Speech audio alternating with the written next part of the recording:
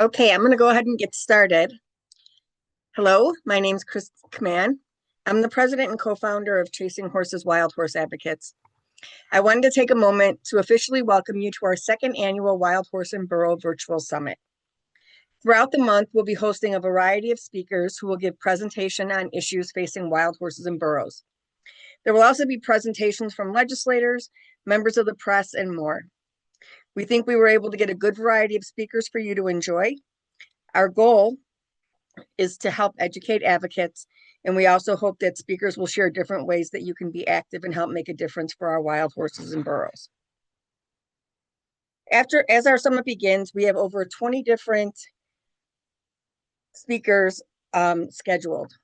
We will be adding more speakers next week, so I do ask everyone to make sure that you're checking our website next week. We have the end of the summit speakers. We're just kind of finalizing times and days and waiting for their information. So make sure you check back. We hope you enjoy the presentations. As a reminder, the video and microphones of all participants have been muted. If you have a question, we ask that you add it to the chat, and we'll do our best to get them answered after the presentation. All presentations will be available to view on our YouTube channel at a later date. Thank you for being a part of this year's summit.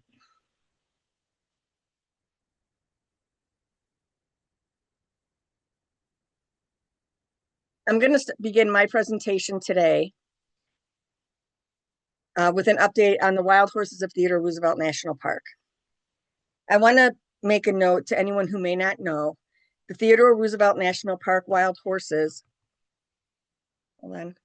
are managed by the National Park Service, not the BLM. Because they are managed by the National Park Service, they are not protected under the 1971 Wild and Free Roaming Wild Horses and Burros Act. This park specifically has a long history of attempting to remove these horses from the park.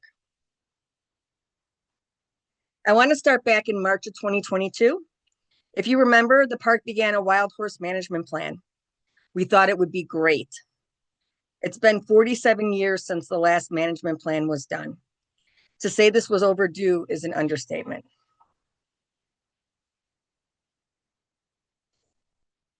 In December of 2022, the park came back and once again announced they would be eliminating all the wild horses from the park. They would either adopt them out through a process that does not properly vet buyers, or if horses did not sell after multiple attempts, they would be euthanized.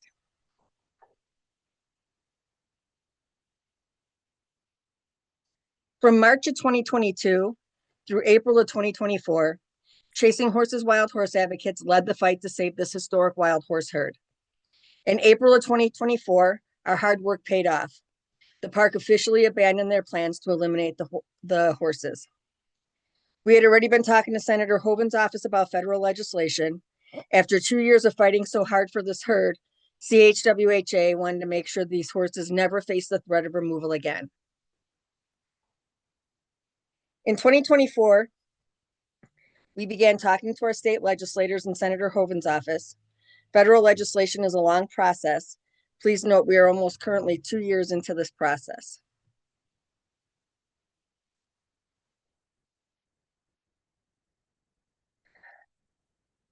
Last year, during the 2025 North Dakota State Legislative Session, we worked with our state legislators to write and submit Senate Concurrent Resolution 4006.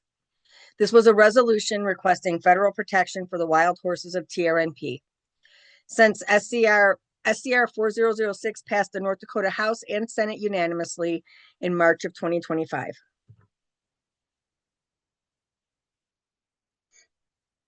Within a few weeks, in April of 2025, U.S. North Dakota Senator John Hoeven introduced S1377, the Theodore Roosevelt National Park Wild Horse Protection Act. That is where the current advocacy work for the wild horses of Theodore Roosevelt National Park stands. I wanted to take a few moments to discuss this legislation and why CHWHA is asking for amendments, what those amendments are, and why we feel they are important. First, it's important to note this legislation is modeled after the Shackelford-Banks Wild Horse Protection Act that was passed into law in 1998. The text for S1377 is pretty short, So we'll share the legislation here and then discuss changes CHWHA has proposed in our amendment requests. The Secretary of the Interior shall maintain a genetically diverse herd of horses in the South Unit of Theodore Roosevelt National Park with a population of not fewer than 150 horses. Not later than 120 days after the date of enactment of this subsection, the Secretary shall develop a plan to provide for the management of the horses in the park. The plan developed under subparagraph A shall provide for the cost-effective management of the horses in the park while ensuring that natural resources within the park are not adversely impacted. Removal, the Secretary shall not remove or assist in or permit the removal of any horses from federal land within the boundaries of the park, unless the removal is carried out as part of a plan to maintain a genetically diverse herd of horses, or except in the case of emergency, or to protect the public health and safety. Monitoring and assessment, the Secretary shall annually monitor, assess, and make available to the public findings regarding the population, structure, and health of the horses in the park. That's it. Pretty short and sweet. CHWHA and our partners believe that this legislation is too simple and does not give clear congressional direction on a few points. I'm now going to go over the amendments we're requesting and explain why. We also have gone over these amendments in great detail in blogs on our website at www.chwha.org. The first amendment we requested is that the words genetically diverse be changed to genetically viable. Wikipedia gives a simple explanation of genetic viability. Genetic viability is the ability of the genes present to allow a cell, organism, or population to survive and reproduce. That is what we want to make sure, first and foremost, this legislation does, that it protects the horses that have evolved to survive and thrive, despite some incredible odds working against them for almost 80 years. Senator Hoeven himself, as recently as a few weeks ago during a committee hearing on this legislation, called for a genetically viable, not genetically diverse herd of horses. Words matter, and we want to make sure those words are changed in this legislation.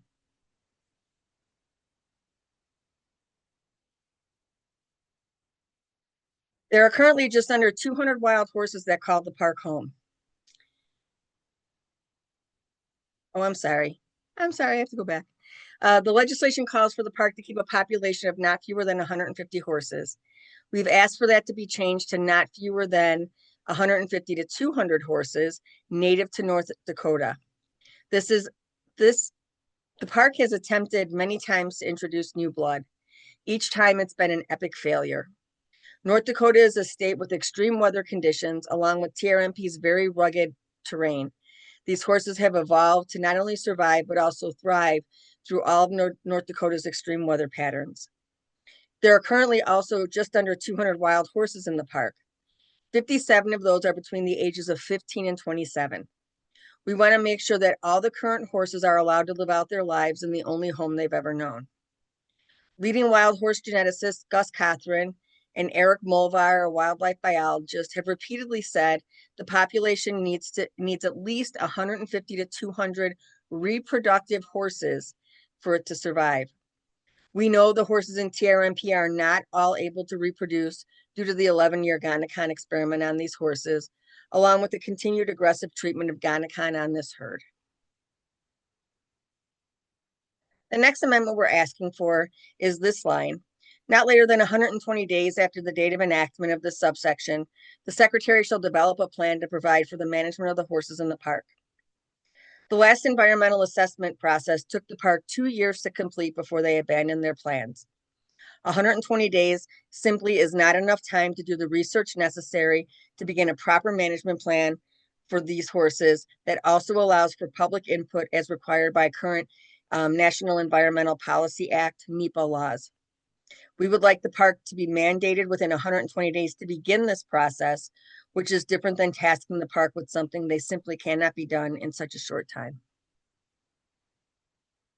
We have also asked that any further experimentation or research not be allowed on this herd, as they've been through enough with the Gonacon experiment. The last thing that we've asked for is the most important one. It's something that is part of the Shackelford Banks legislation. The Shackelford Banks wild horses are part of another national park, Cape Lookout National Seashore in North Carolina. After talking with advocates for that herd, this is what actually made their legislation work for both the park and the horses. The Shackelford Banks legislation requires the secretary to enter into an agreement with the Foundation for Shackelford Horses or another qualified nonprofit entity, which shall provide for the cost-effective management of the horses while ensuring that natural resources within the seashore are not adversely impacted, and allow the authorized entity to adopt horses that the secretary removes from the seashore. CHWHA has taken this a step further. We do not want the park to simply enter into an agreement with our organization. We want to form a wild horse working group that can use science, history, commerce, and of course, other advocates to find the best management practices for the horses, for the park, and for the state of North Dakota. CHWHA has spent the last 2 years trying to get the right stakeholders in place for this working group. We have commitments from Dickinson State University's Equine Studies program. We have Native American representation, as well as someone with a background as tribal historian. We have a North Dakota historian who was appointed to the North Dakota State Historical Society by then Governor Doug Burgum. We have local veterinarians, as well as the Medora Chamber of Commerce, all willing to be a part of a group to work with the park to make sure the best management plan is put in place for these historic wild horses. I will ask, why wouldn't Senator Hoeven and Theodore Roosevelt National Park not want to partner with local stakeholders like this? The current NPS budget also calls for a reduction of 1/3. Working with these stakeholders, especially Dickinson State University, can help the park with staffing issues and also help strengthen the equine studies program at our local university. CHWHA always advocates for the horses first and foremost. That is what this working group is all about. So last year after our summit, so that's the update on kind of where we are with the legislation. We're waiting for Congress will be back in session this week. They have a lot of things on their plate, obviously. We don't know when this legislation is going to be voted on the Senate floor. So just watch our website. And the best way is actually to go to our website, www.chwha.org. If you scroll down to the bottom, there's a place where you can sign up to have to get notifications whenever we post a new blog and just to stay up to date.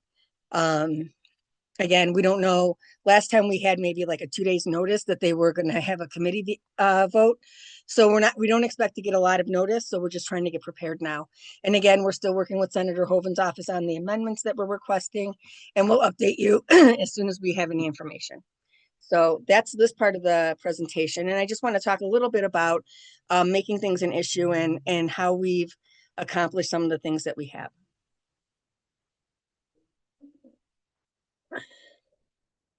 So last year at our summit, I gave a presentation on making it an issue and discussed in great detail the different ways we pulled together resources to save this historic herd of wild horses. You can view that presentation on our YouTube channel. I'm not going to go back all over those details, but I do want to highlight one critical point in our advocacy. When people ask how we've been able to get results, this is one key I think that is overlooked. As advocates, how many times have we heard call your member of Congress? What has happened in North Dakota represents how things should happen. Now, I'm not saying they happen this way all the time, but it's how it should happen. Our federal legislators are elected to take the voice of our state to Washington, D.C. to get the changes. All of our legislators, state, local, and federal, are elected to make sure the will of the people is being carried out. As an advocate, I cannot stress enough how important it is to have great relations with your state and federal legislators. We contacted our state legislators and asked for something specific. In this case, a resolution asking for federal protection for our wild horses. Within weeks of SCR 4006 passing, Senator John Hoeven introduced legislation to give federal protection to these horses. That is exactly how it's supposed to work. Creating relationships with your state and federal legislators is critical for any advocate. Contacting your federal legislators without a tangible action they can take won't get your issue resolved. Be prepared to not only complain about what isn't working, but most importantly, to have plans on how to get the change you're looking for. Also be flexible and open to other suggestions you may not have thought of. Be consistent, stay persistent. I can't stress that enough. There's a lot of people that like to dabble in wild horse advocacy, and that's why if it was left to the dabblers, things wouldn't get done.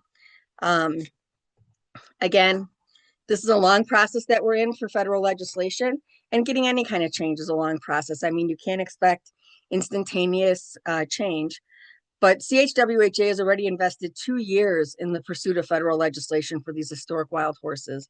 So what you're seeing now is really the culmination of 2 years of really hard work to try to get this together at a state and federal level. We're in the home stretch, but we still have a lot of work to do. So please be sure again to subscribe to our blogs at the bottom of our website at chwha.org. And you can stay up to date on this process, and then there will be calls to action in ways that you can help. So thank you again for being a part of this. If anyone has any questions, please feel free to put them in the chat. And thank you for being a part of this presentation.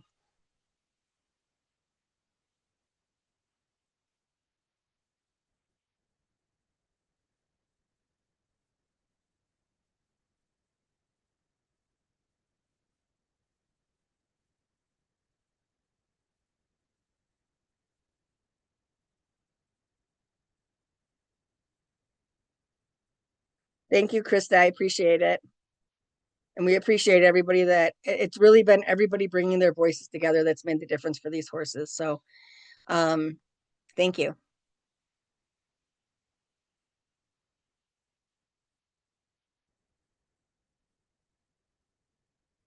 All right, if no one has any questions, I'm going to end this. We do have another presentation at noon Mountain Time. It'll be John Eagle Sr. will be talking. It was a great presentation he did last year, and I would expect this one to be just as great. So if you haven't signed up, you can still do that. I just put a link on our Facebook page.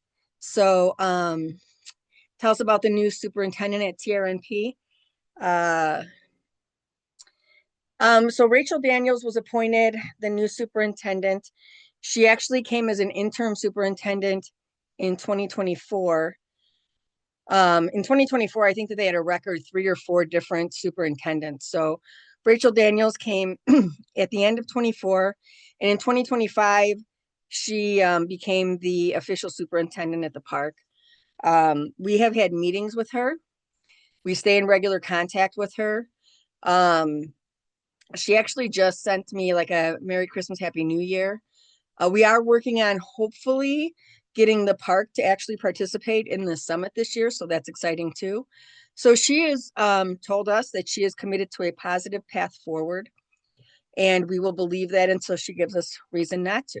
So there are things that, small things we suggested to her, like, maybe talk about the horses on social media and let people know that even though the horses are there because you were forced to keep them, which she agreed to, that you are working on embracing them and not, secretly still trying to get rid of them. So they have been doing small things like that.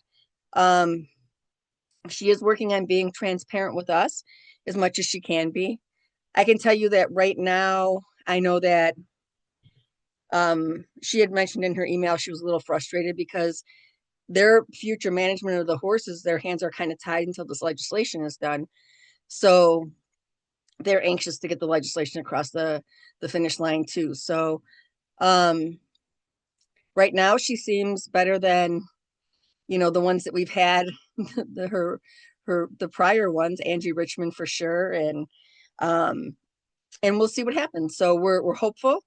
And we'll continue, like I said, working with her as long as she, keeps her promise to a positive path forward. So my husband and I have a small business in Medora. She's been in there a few times visiting and, just stopping in to say hi and, talking a little bit here and there. But even from a business standpoint, she's really been helping us with like our CUA permit and getting that extended for like a 2-year period. So she does seem like she's trying to change things in a positive way.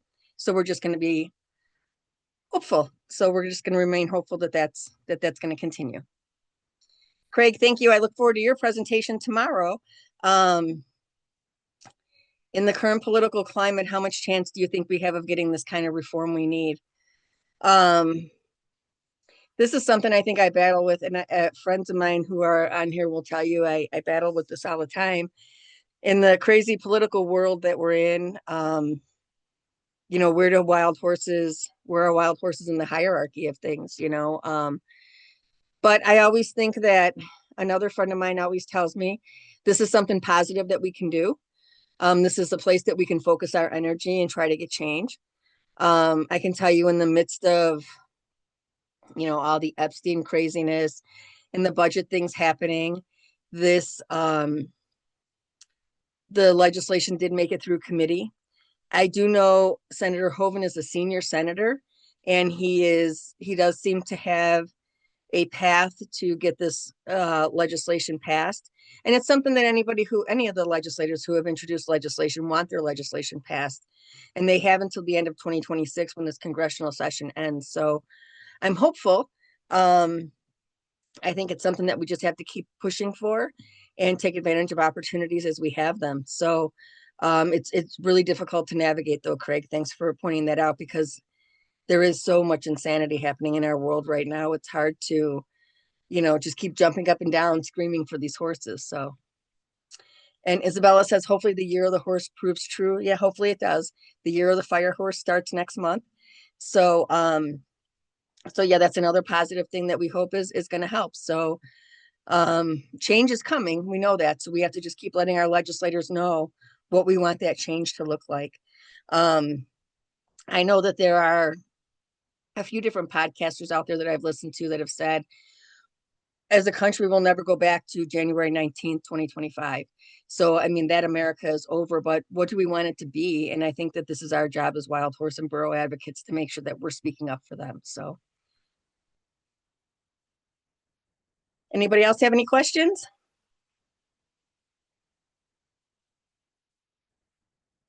All right. Well, thank you guys for coming. And again, the videos will be available on our YouTube channel. And we have 2 more presentations today, so I hope to see you guys then. Thanks for being a part of this.